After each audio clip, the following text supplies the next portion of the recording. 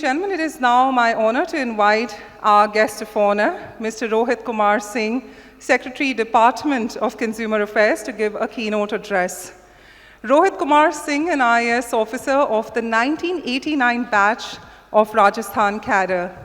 After graduating in electrical engineering from the Indian Institute of Technology, Banaras Hindu University, he completed Masters in Computer Engineering from Clarkson University, New York, USA, before joining the IAS. Subsequently, he obtained a Master's in Public Administration from the Harvard University, USA. He's somebody who's worked extensively and provided leadership at middle and senior levels in the government of India and in the state of Rajasthan across departments like the National Highways, Medical and Health, Home, Information Technology, Finance, Commercial Taxes, Urban Infrastructure Development, Road Transport, Rural Development, Culture, Information, and Public Relations. As Additional Chief Secretary of Department of Medical, Health, and Family Welfare in Rajasthan, during the first wave of COVID-19 in the year 2020, he's somebody who developed and deployed the Bhilwara model of ruthless containment to successfully manage the COVID upsurge in the rural and urban hotspots across Rajasthan. We thank him for his service. As the Secretary, Consumer Affairs, he's using his foresight and collaborative approach to making a difference to every consumer's life. We see him as a great partner in the protection of consumer rights. So come on, folks, let's put our hands together for none other than Mr. Rohit Kumar Singh, who's going to be joining us virtually.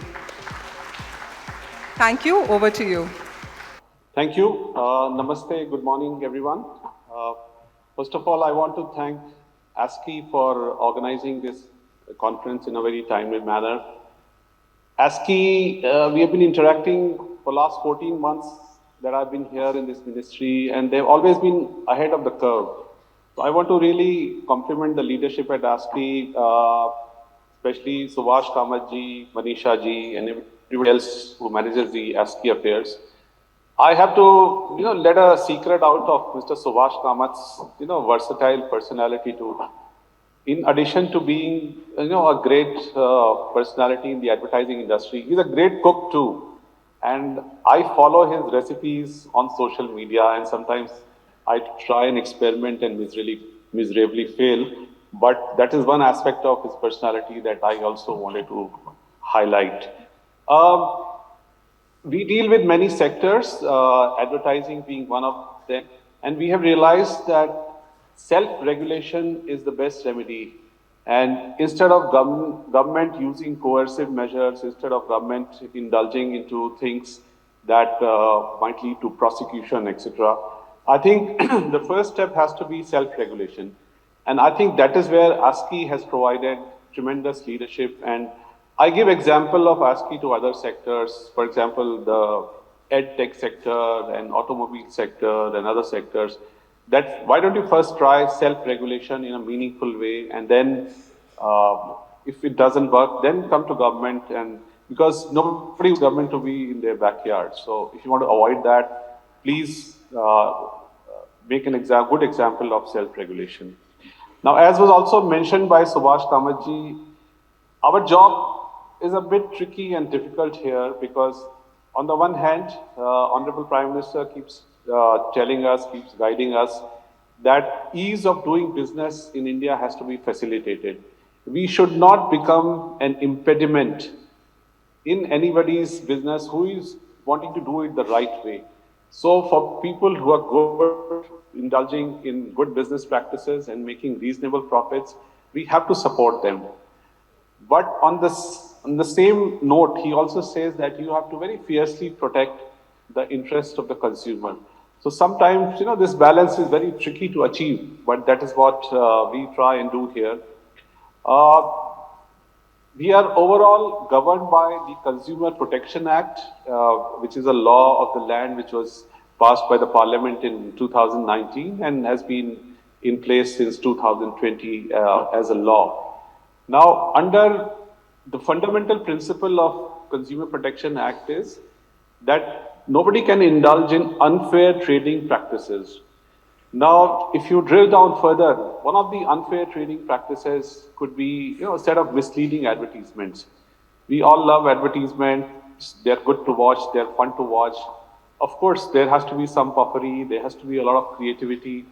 But there's a line between a good, genuine advertisement and a misleading advertisement.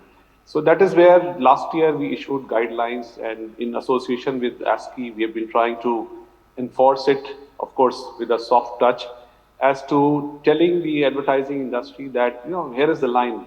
Of course, we don't want to impediment your creativity. We don't want to become a roadblock, in your doing business.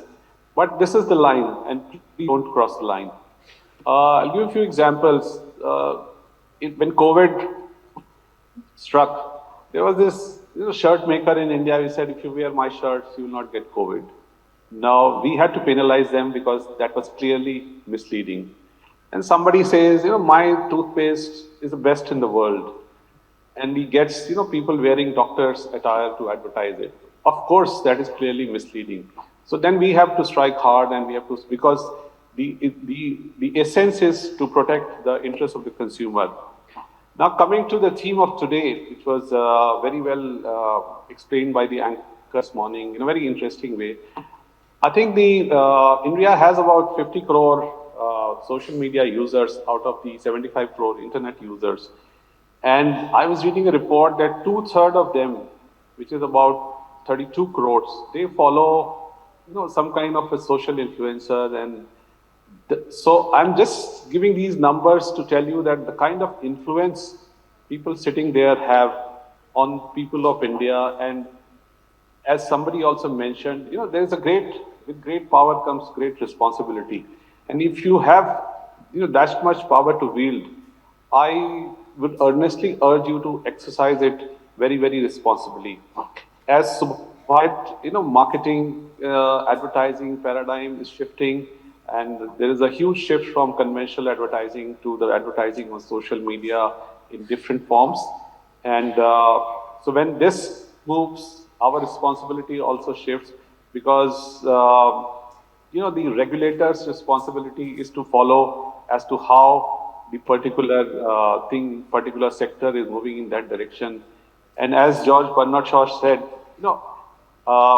thief is the artist, policeman is just the critic. So we have to follow how the artist is finding new ways, not the good ones, the bad ones.